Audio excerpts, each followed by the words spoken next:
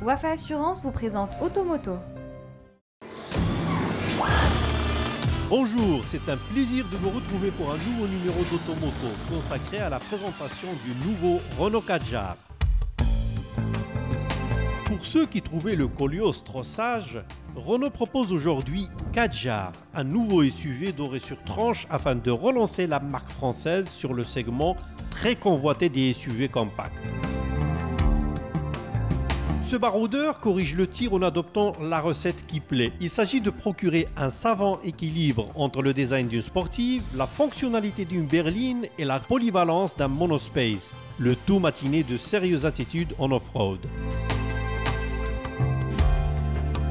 Pour ce faire, ces concepteurs ne sont pas allés par quatre chemins, en puisant l'essentiel de sa mécanique dans la banque d'organes de son demi-frère, Nissan Qashqai, best-seller indétrônable de la catégorie.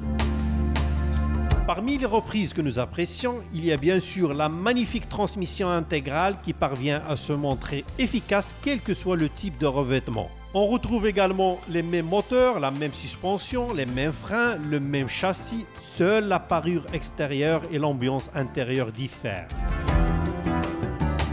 Ainsi donc, le Kadjar est avant tout un look. Son dessin est bien rythmé par des courbes généreuses.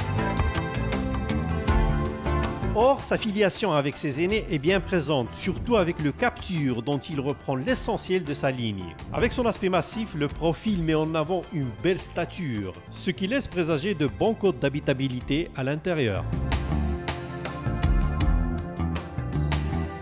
Ici, les passagers auront tout le loisir de goûter au confort de ce 4x4. Le conducteur, quant à lui, dispose de multiples réglages électriques pour le siège qui lui permettent de trouver la position idéale. Les rangements sont nombreux et offrent une capacité importante, 30 décimètres3, tout comme le coffre dont le volume s'établit à 472 décimètres3. Notre essai démarre sur les chapeaux de roue dans un champ marécageux. Les quatre roues presque immergées, le Kadjar progressait à une allure fluide et soyeuse. Par bonheur, la transmission intégrale, pointée sur le mode 4x4 auto, s'est acquittée de l'épreuve avec brio.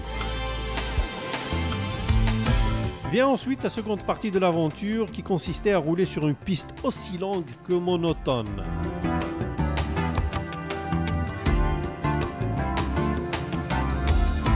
Sur la route, le premier coup d'accélérateur réveille instantanément la petite bête de 130 chevaux qui sommeillait sous le capot.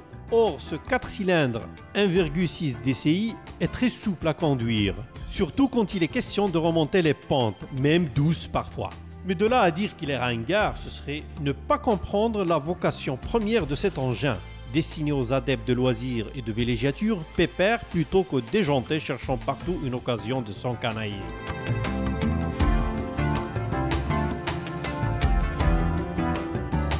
Ainsi donc, le Kadjar s'annonce bien armé pour réussir sa mission face à une horde de SUV qui l'attend de pied ferme. Il sera commercialisé au Maroc à partir de septembre prochain, date qui révélera sa dernière carte, le prix.